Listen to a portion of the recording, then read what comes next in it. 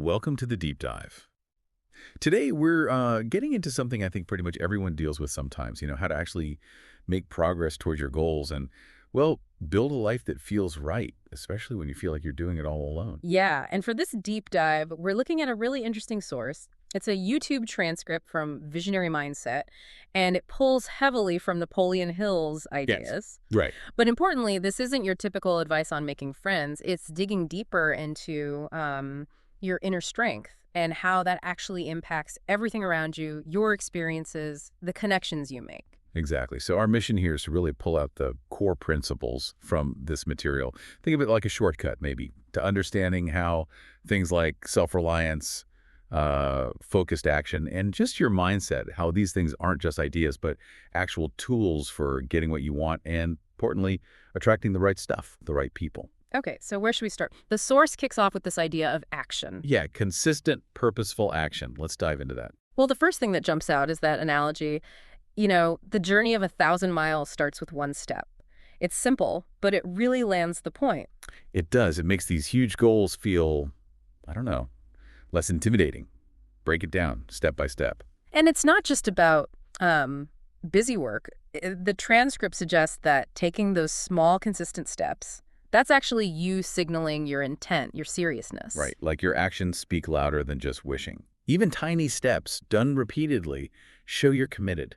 And that commitment, well, it seems to align things. The source implies that as you move consistently in one direction, opportunities that match that direction start to appear, almost. The transcript also stresses something I think is crucial. It's not just doing something.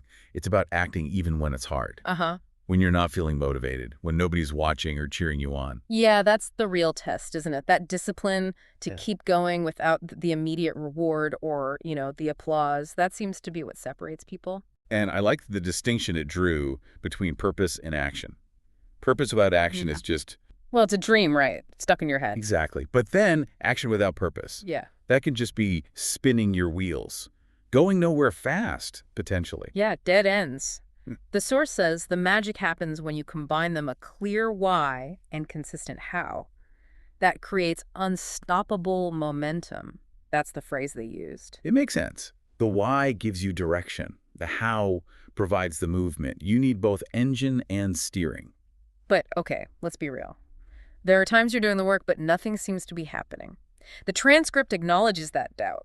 It does. Yeah. And it talks about persistence being this kind of quiet strength. Mm-hmm. It's what carries you through those plateaus, those times when progress feels invisible. You have to trust the process, even then. We may keep taking those steps. Keep taking the steps. Because the opportunities you're looking for, they often don't just, fall in your lap. Right. The transcript suggests they're revealed through the action. You have to be moving for the path to become clear. Exactly. Your directed effort sort of unveils the next steps, the connections. So for everyone listening, maybe think about a goal you have right now. How could breaking it down into smaller, consistent, purposeful actions make it feel more doable? Good question. Okay, so that's action. Then the material shifts to something really fascinating. This idea of attraction through self-improvement.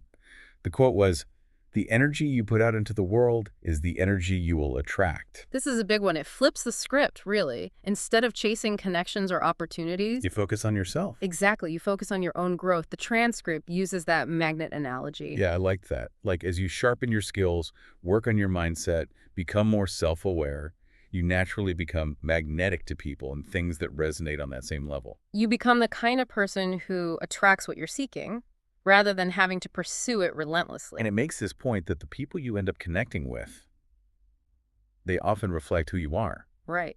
So if you want positive, supportive people around you, well, the first step is embodying those qualities yourself. It also warns against that trap of always looking outside for validation.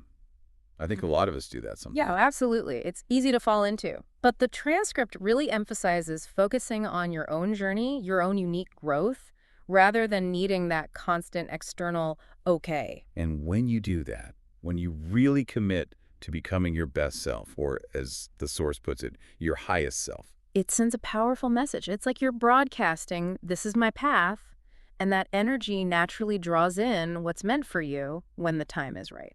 it's like personal growth creates this ripple effect. You become more grounded, more clear, and then things just seem to align. People show up, opportunities appear. Have you ever noticed that yourself? When you're really focused on your own stuff, things seem to flow better. It's definitely a dynamic I've observed. When your energy isn't scattered chasing things, but focused inward on growth, it changes your presence, your confidence, and that's inherently attractive. Okay, let's shift again. This next part feels really fundamental. The power of thoughts. The transcript is blunt. Your thoughts are the foundation of your life. Everything starts as a thought. It's pretty profound when you stop and think about it. How much our internal chatter, our beliefs, actually shape what we experience externally, often without us even realizing it. Yeah. Every success, every failure, the source traces it back to a thought pattern. And that analogy it uses is great, the garden of your mind. Negative thoughts are like planting weeds, seeds of While obstacles. positive thoughts are seeds for success, it's such a clear visual. It really drives home that we have agency. We choose what seeds we water in our minds.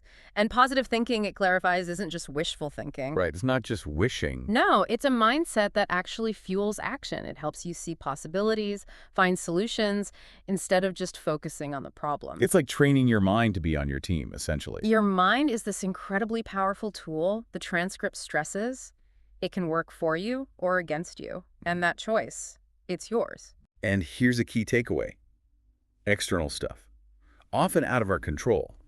But our thoughts, our responses, always within our command. That's where the real power lies. Absolutely. That inner world is your domain. So, thinking back, can you recall a time when just deliberately shifting your mindset, maybe choosing optimism over pessimism, actually changed how you experience something tough? It's a powerful exercise. Definitely. Often the biggest changes outside start with that shift inside. Realizing thoughts aren't passive, they're active. They create. Okay, so we've got action, attraction, thoughts. Now, the transcript introduces what it calls the cornerstone of self-reliance. This is positioned as the bedrock for all achievement. And what's interesting is how it immediately contrasts this with relying on external validation, which, as it points out, is unreliable. People's opinions change, circumstances shift. Exactly. Relying on that is shaky ground. True freedom, it argues, comes when you stop needing that external okay and start trusting your own potential. Your path isn't dictated by what others think. It's determined by your self-belief, your actions, your persistence. That's the core message. And it clarifies, importantly, that self-reliance doesn't mean becoming a hermit. Right. That's a common misunderstanding. It's not isolation. It's that core belief in your ability to figure things out, to bounce back from setbacks, to create the results you want. It's about knowing you have inner resources. Yeah, like you carry your toolkit with you, strength, resilience, wisdom, you can access it any time. And believing in that, really believing in it, builds this inner certainty. And a quiet confidence. Exactly, which is what allows you to turn dreams into actual reality. It also connects self-reliance directly to taking ownership. Full responsibility, making your decisions, learning from your mistakes, sticking with it. It all comes back to that idea that every great success story started with one person deciding, I believe I can do this, regardless of anything else. So, for you listening again, think about a time you had to rely just on yourself to get through something tough. What did you learn about your own capabilities then? Usually it's more than we think. Always. We often surprise ourselves. Okay, now there's a related point that might hit home if you're feeling kind of alone right now. Finding strength and purpose in solitude. The transcript reframes being alone completely. It does. Not as a weakness or a lack, but as an extraordinary opportunity for self-discovery and growth. Which is a powerful shift in perspective. Solitude gives you that space, doesn't it? To tune out the noise. To turn inward, connect with what you really want, define success on your own terms, not based on what everyone else is doing or saying. It makes the point that many big achievements actually came from that inner conviction, nurtured in quiet, not from following the herd. Your own inner voice gets louder in the quiet. And solitude, it argues, also builds resilience. Facing challenges solo. That shows you your own strength. You realize you can handle things. And ultimately, the most important validation, the kind that really sticks, it comes from inside. That inner knowing. So maybe reflect on a time you had some real solitude. What came up for you? What clarity did it bring? Often, it's quite revealing. Yeah, definitely. Okay, so wrapping up, the transcript circles back to belief.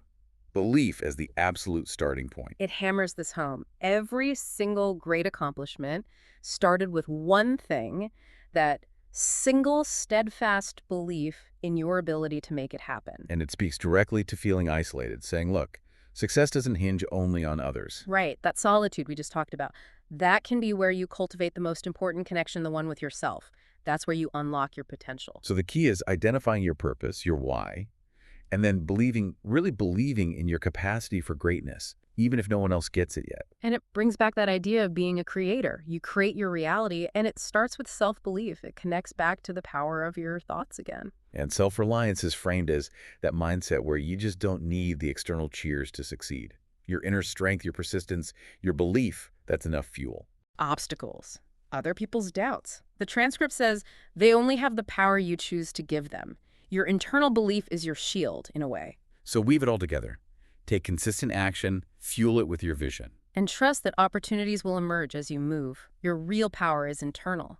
And that journey, even if it feels solitary sometimes, is what forges that inner strength and self-reliance. Which, paradoxically perhaps, is what ultimately attracts the right people to your path. Exactly. So boiling it all down from this deep dive, we've seen the power of consistent, purposeful action, the principle of attracting through self-improvement, not chasing, the absolute foundational role of your thoughts. The necessity of self-reliance is that cornerstone. And importantly, the hidden strength and growth potential within solitude. These are the key threads running through the source material. So for you listening, as you walk your own path, maybe pause and think, which of these ideas really lands for you right now? Which one feels most relevant to where you are, to the goals you have? And how could you consciously start applying it, even in a small way, starting today? Because remember, that inner world, your thoughts, your beliefs, your focus, that's the fertile ground. Your external success grows from there.